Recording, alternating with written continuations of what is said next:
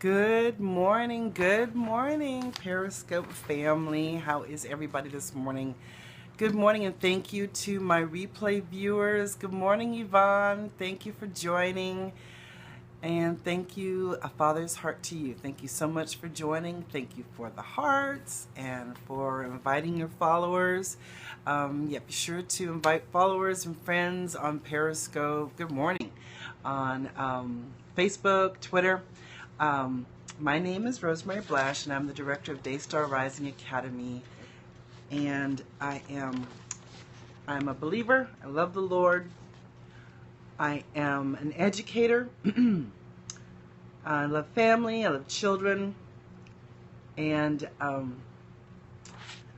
just have a few words I want to share with you this morning. I am also married to this handsome man, Kevin Blash, who scopes the second and fourth Wednesday of each month at 8 o'clock.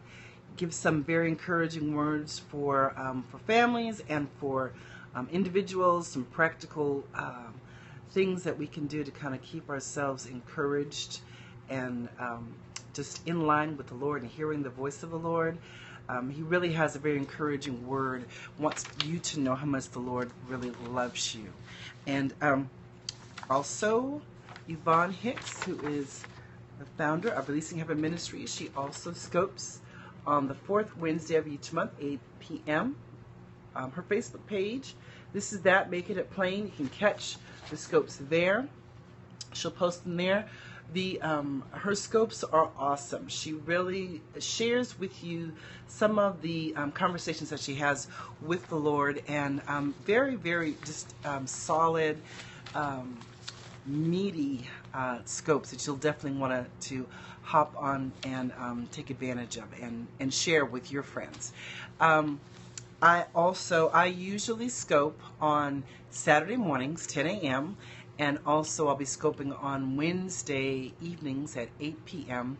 And my scopes focus on family, homeschooling, and I also do have some practical things that I'm creating and just sharing with folks in terms of how to help your children, some things like on sight words or reading comprehension, those types of things. So I have a variety of things that I do scope on and some information that will help families when, focusing on homeschooling or parent life or some of the more practical nitty-gritty, math and reading kind of issues. So I encourage you to head over to blashlearning.net. I've got several posts on the blog there that may be of interest to you and your family.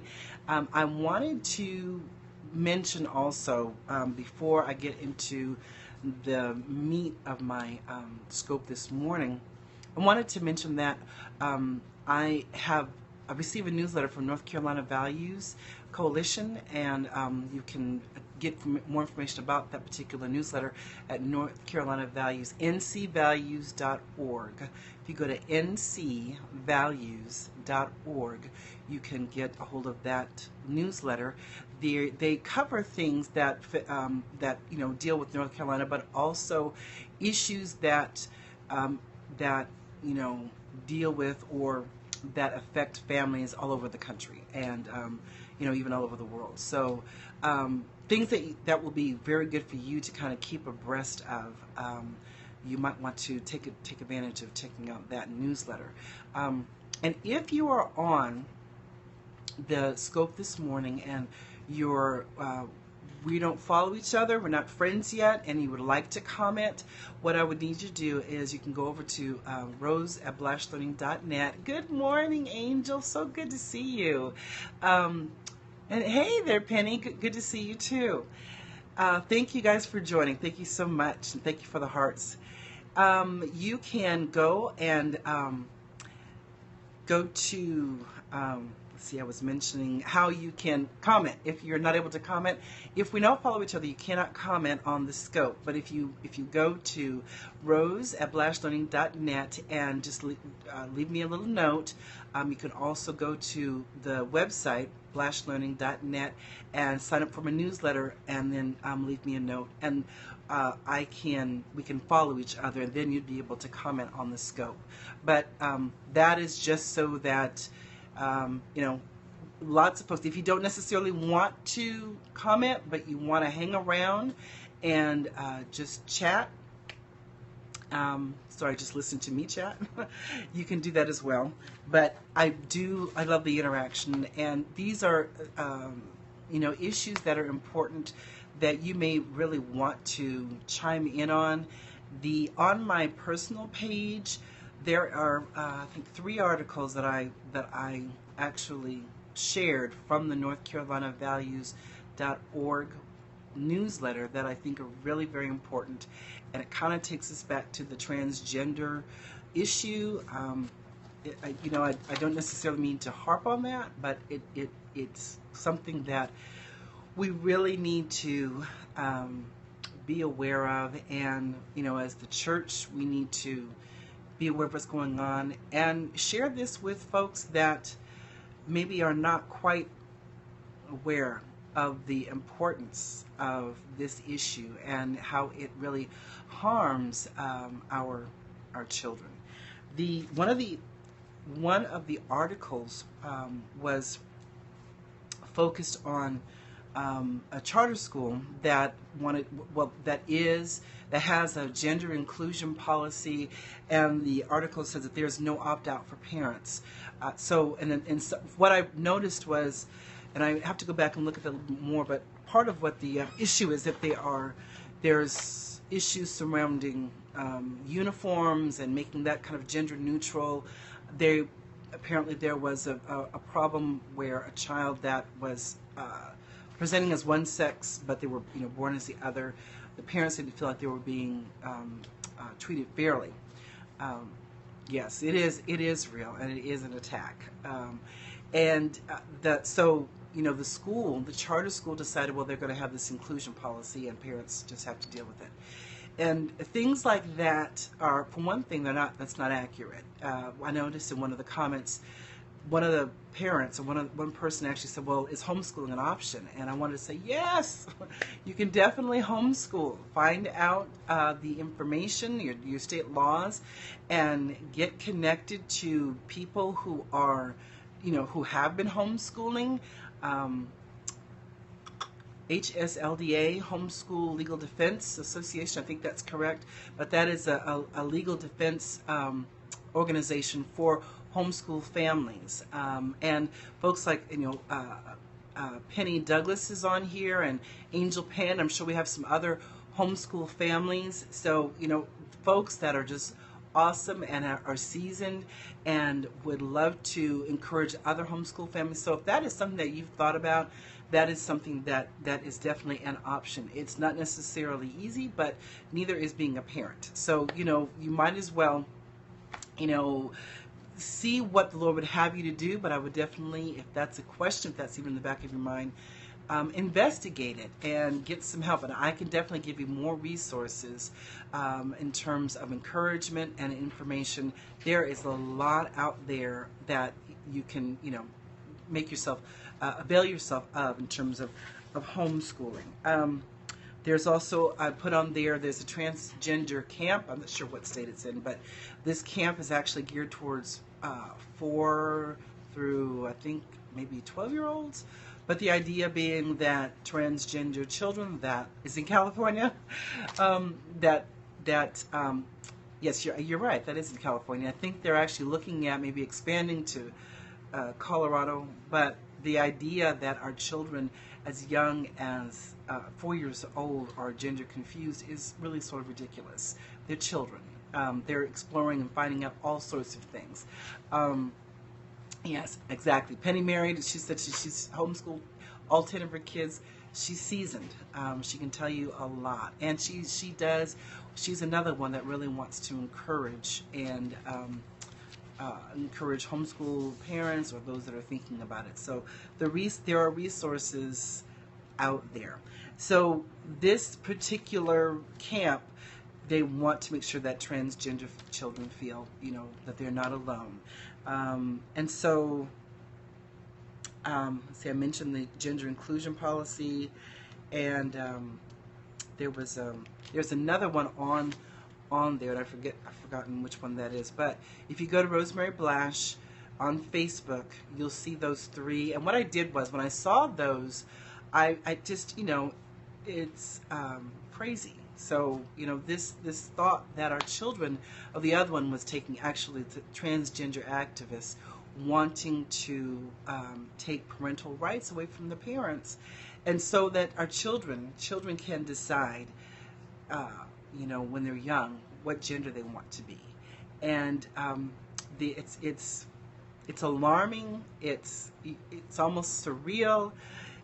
We need to reaffirm and say out loud, young children are young children, and they play, they imagine things. This is normal to imagine and dream up and use their imagination, but it doesn't mean that they're ready to change genders, because yes, parental rights are under attack, and it's really kind of frightening.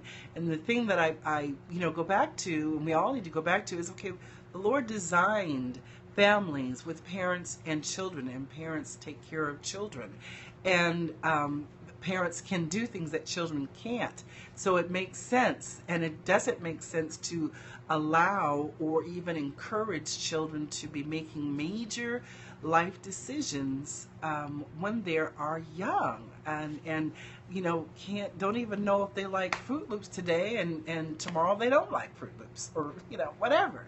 We know our children are like that, but that's why God gave children parents. Yes, his creation is perfect. He knew what he was doing. So I just want to encourage you to take a look at those. I also put on there a resource that I just kind of put it on the Rosemary Blash page, but you can actually download that resource if you go to the blog, rosemaryblash.net, and if you'll sign up for my newsletter, I can get that to you, and it's actually the resource. One of them is a scope that I did concerning transgender issues and homeschooling, and some information from the president of the American Pediatrics Association, and what her take is on the idea of transgender, even some of the puberty blockers and some of the issues with parents actually agreeing to administer drugs to children at a young age, and what that actually does to our children. So all that to say, there are some resources out there that you may want to take advantage of and check out, share with your families, share with your friends. And it is sad, and it is something that, again, we have to just be vigilant about. There's one thing that I know that the Lord would have us to do, is to remember that we are we're on the winning side. And we have authority as the church, as believers, and that we can make a difference. And thank you for joining. Thank you so much for joining, and thank you once again for the hearts. And so just wanted to share that with you, and then I'm going to switch gears here for a little bit. And yes, it has been assured already. And that's one of the things that we do have to I have to remind myself of. There's a lot of things that are going on in the world that are just, nuts, and quite sad. But we can stay in a place of joy and stay in a place of rest, and know that we have a job to do, but we're not ill-equipped. We are very well equipped, because we have the Holy Spirit, we have the Word of God. We are able to stand firm and know that the Lord is definitely on the throne, and He is in the whirlwind. We do have our part to do. We can't just sort of sit back and decide that we're going to be hermits. And that's the one thing I wanted to say also about homeschooling. It's not a matter of isolating yourself or isolating your children away from the world, but it's really equipping them in your environment that you choose, which there are many ways to keep connected with people. So I know homeschooling has really evolved from that sort of, maybe families isolating themselves to being more proactive, making sure their children are being equipped with the values that they want, that the Christian families want, and also secular families, but the idea being that you're not pulling yourself away from society. You're really equipping your children to be a part of society and actually affecting change. And be encouraged with that. And all my homeschool moms out there, thank you so much for your encouragement and for just allowing me to kind of come in and be another voice. One of the things that I wanted to share with you today, kind of switching gears, is something that is kind of connected in how we as adults are really speaking over our children and what we're saying about our children and about children in general. One of the things that happened this week to me, I was able to take my daughter up to school for a week of training, and as I was coming home, it was just me and Jesus riding home, and just kind of reflecting. I was reflecting on how blessed I am. I have two wonderful, healthy children that are, awesome, and they're progressing and making their way, and very, very grateful. And the Lord just reminded me how my son, when he was little, he really showed me that I was, going to have a son even before. I thought I was dying at the time. I didn't know that I was expecting. So he had to show me this little boy. I still didn't connect the dots, but he was trying to get it through to me. You're going to have a child. You're not dying. So, and I was grateful for that. But a couple years later, and at different times, the Lord kind of orchestrated the prophetic word for me to be able to hear the prophetic word over both of my children. My son was, there were words of leadership, and my daughter, there were words of creativity spoken over her. And it's really kind of awesome to watch as you see those words play out. Both, my son is a West Point graduate, and he did well and made it through. And, I had no idea when he was little that, he was going to be going to West Point and graduating, and, now on a road and a path to leadership. And my daughter, she is, full of creativity and blessing children and adults as well. She's a Zumba instructor, loves dance, she was able to be a part of Narrowway, which is a Christian Christian dinner theater. Quality, awesome dinner theater. And there are not that many of them in the United States. I know of two on the East Coast. But as I was reflecting on the fact that my children actually received those wonderful words, I also remembered that me being in education, I saw and heard many words that were negative, particularly when it came to African American boys. This is not a black-white issue, but this is how the Lord kind of fleshed it out for me, because He reminded me how the educators and administrators, yes, it does happen, and which makes it all the more important for us to be aware of what we're speaking, regardless of our ethnicity. But the fact of the matter is, I had instructors tell me, I can tell when a child by second grade if they're going to end up in jail or not. And when I heard that, I was like, and it was in the context of behavior, but it was specifically speaking of African American boys.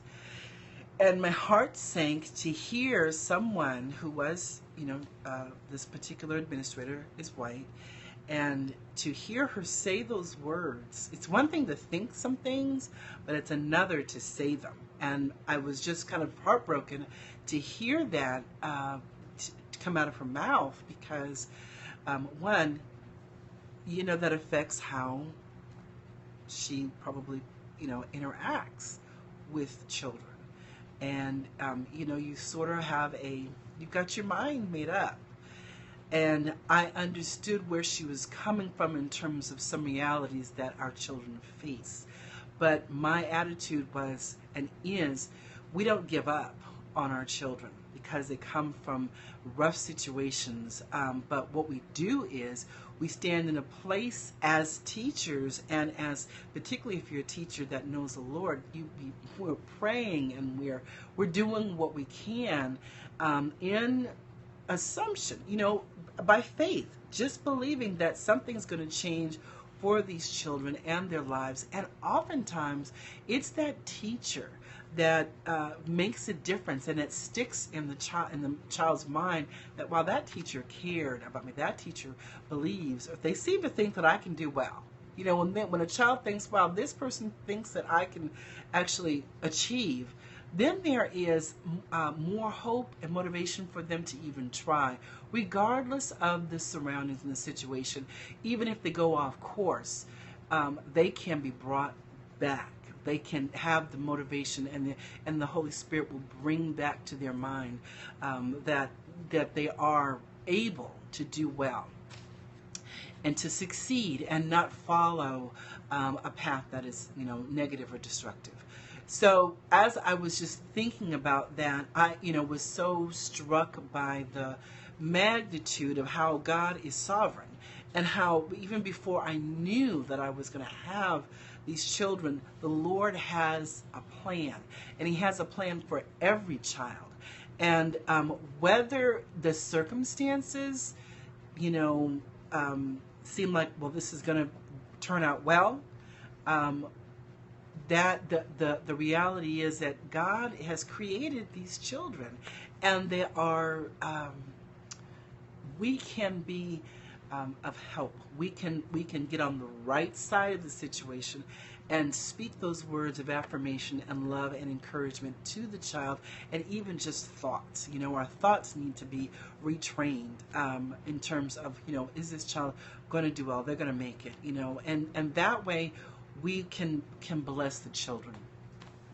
Everyone, needs a mentor. They need to know, and that's right, they are His children. So it stands to reason that He's going to, we live in a fallen world. There are situations that are very, very difficult for children and adults, but that does not determine their destiny. And so, I was thankful for the Lord reminding me of His sovereignty in our children's lives, and even for those that are in situations where it seems like, they're wanting to give society. Some folks want to give children the authority to decide such important things as gender, or taking away parental rights, even when we have perilous situations. That does not determine. That's not the end game. That's not the end of the story. The end of the story is based on the scriptures and the fact that the Lord has created our children to be priests and to be kings and to be, born again and a part of the covenant. And we can affect that change. And one of the things that we are doing is we're taking on Releasing Heaven Ministries is actually going and reaching out to colleges and just really praying. Part of our mandate is to pray and to really open the heavens, open the portals over our schools, colleges, our elementary schools, and there the Lord can intervene, and He will, and He does. So that's what I wanted to share with you today. Please take advantage. Hop over to blashlearning.net. Take a look at some of the posts that I've posted. Again, on Rosemary Blash on Facebook, you can find those articles. And if yes, reactivating the glory of God. It is, and there are things. There are a couple of articles on the North Carolina Values newsletter that I didn't mention, but that are actually very hopeful. So I didn't do the hopeful things, but I want you to know that there are wonderful things happening out there. We do need to be on our job, doing what we need to do to protect our children, and make sure that we're doing our part as the church, taking our place in the mountains. And I feel like the Lord has really called my husband and myself to the family and the education mountain. So this is my part, and I'm glad to be able to do it. Please share with others. I want to continue to be a source of encouragement and resource for families, and just be a blessing. So thank you once again. Father, we just thank you for this time that we've had to just be together, to encourage to encourage one another. I thank you for those encouraging comments. And Father, I thank you that you are going to continue to give us specific strategies and be able to declare over our children and our families your word, and using your word to really pierce the darkness. Thank you. Thank you so much, Angel. I really appreciate that. And just want to encourage you once again to share this out with your friends. And I will see you again on next Saturday at 10. Bless you.